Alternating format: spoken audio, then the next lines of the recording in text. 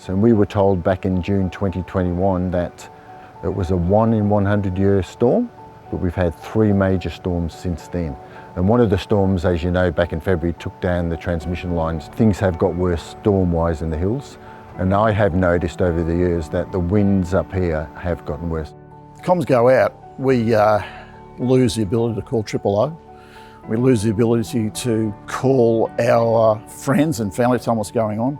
We lose the ability to contact our groups to activate. We can't do it. And basically it comes down to us driving from house to house during storms to try to get the message through.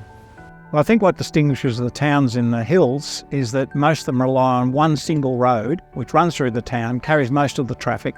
There are a few alternatives, and in the case of Emerald, no alternatives to that main street.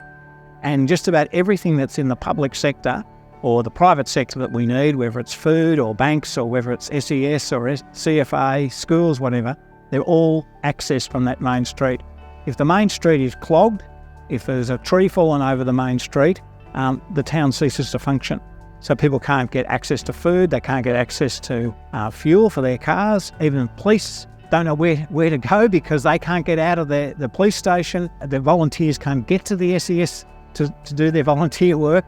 Well, we used to think it was power, having the power on, but we can get around power with our generators. But the big things is communications, the telcos with the towers, keeping those towers working so we can make 000 calls. We've got social media, which is a big thing when you're trying to sort things out in emergencies. If we can keep those things going, that'll be a really big thing. What we're finding here is that we've got certain roads that are critical. There are emergency routes that need to be open, and in some cases they're blocked simply by trees falling. And then of course it takes the power lines down, but it also takes down some of the telecommunication services. What we need to be thinking about is how can we focus on those critical emergency routes and target those for undergrounding so that we can reduce the vulnerability that the whole community's got.